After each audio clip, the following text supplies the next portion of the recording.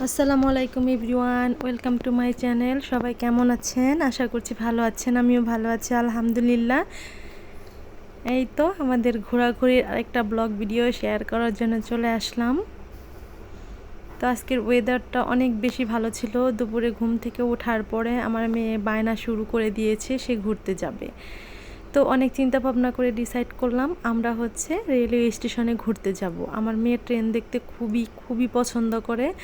আর এই রেলওয়ে স্টেশনে যাওয়ার যে রাস্তা, এই রাস্তাটা এত সুন্দর, মানে রিকশায় চড়ে যাইতে ঘুরতে অসাধারণ লাগে, অন্যরকম একটা অনুভূতি কাজ করে। তো এই তো যেভাবে সেই কাজ, ঘুম থেকে ওঠার পরে মেয়েকে রেডি করে নিয়ে যে বেরিয়ে গিয়েছি, রিকশায় চড়ে যাচ্ছি রেল স্টেশনের দিকে। আমার মেয়ে কখনোই অটোতে বা অন্য কিছুতে উঠতে পছন্দ করে না, সে বরাবরই রিকশাতে পছন্দ করে, একদম আমার মতো হয়েছে। আমিও রিকশাটা অনেক বেশি পছন্দ করি, রিকশায় ঘুরতে আমার অনেক বেশি ভালো লাগে। মনে হয় যে সারাদিন যদি আমি রিকশায় করে ঘুরতে পারতাম, আর যদি এইরকম ওয়েদার হয় তাহলে তো কোনো কথাই নাই। তো আমরা রেল স্টেশনে আসার পরেই দেখতেছি একটা ট্রেন দাঁড়িয়ে আছে, আর এটা দেখে তো আমার মেয়ে মহা খুশি। আমার মেয়ে এই দাঁড়িয়ে থাকা ট্রেনটা দেখতেই বেশি মজা পায়। ওকে আমি কখনোই ট্রেনে উঠাতে পারি নাই, কিংবা ও উঠতে চায় না, এত ভয় পায়। আর আমি এত জোর করেছি, ওকে কখনোই উঠাইতে পারে না। এই ট্রেনের যে একটা শব্দ আছে, সাউন্ড, সেটাও নিতে পারে না, আর এটা সহ্য হয় না। কিন্তু এরকম দাঁড়িয়ে থাকা ট্রেন দেখতেও খুব পছন্দ করে। আর রেল স্টেশনে অনেক মানুষ থাকে, বিকেলবেলা অনেক মানুষ থাকে, হাঁটতে আসে, ঘুরতে আসে, এগুলো দেখতে অনেক ভালো পছন্দ করে ও।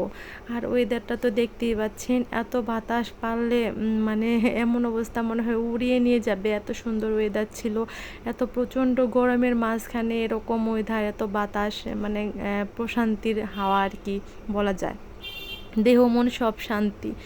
তো এই যে দেখতে পাচ্ছেন, এখানে আমি এদিকে দাঁড়িয়ে আছি, প্রচণ্ড বাতাস, আর আমার মেয়ে ওদিকে দাঁড়িয়ে দাঁড়িয়ে ট্রেন দেখতেছে।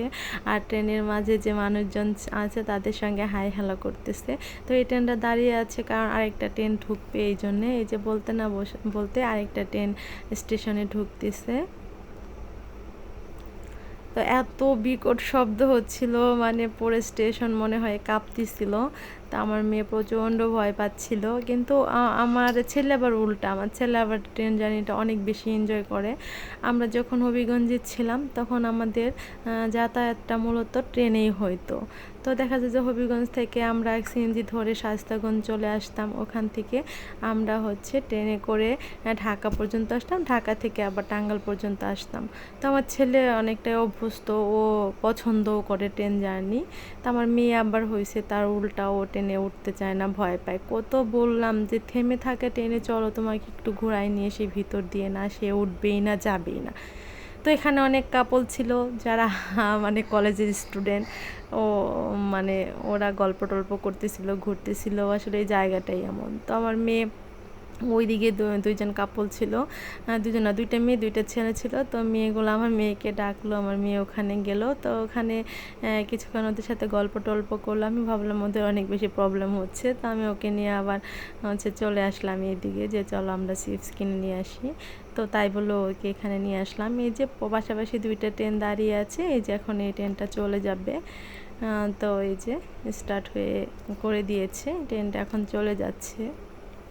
তো আমরা এখানে কিছুক্ষণই থাকবো। মাগরিবের পরে আমি এখানে থাকি না, চেষ্টা করি আসরের পরে আসার, আর মাগরিবের আগে স্টেশন থেকে বের হয়ে যাওয়ার।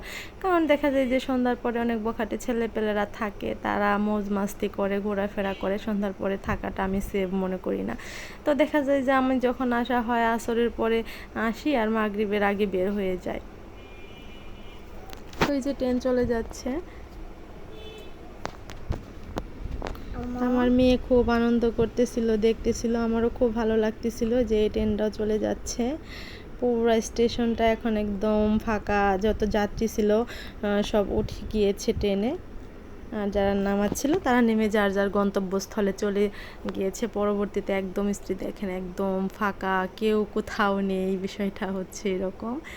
তো ওই যে একদম ফাঁকা, ওই যে কিছু কিছু লোকজন আছে, কাপড় টাপড় ওই যে ওইখানে আছে, ওরা বসে টসে আছে। তো এই তো আমরা এখন চলে যাব। এই ছিল আমাদের আজকের ঘোরাঘুরি। তো কেমন লাগলো অবশ্যই জানাবেন। Please please like comment share করবেন এবং চ্যানেলটা সাবস্ক্রাইব করবেন। ধন্যবাদ সবাইকে, আল্লাহ হাফেজ।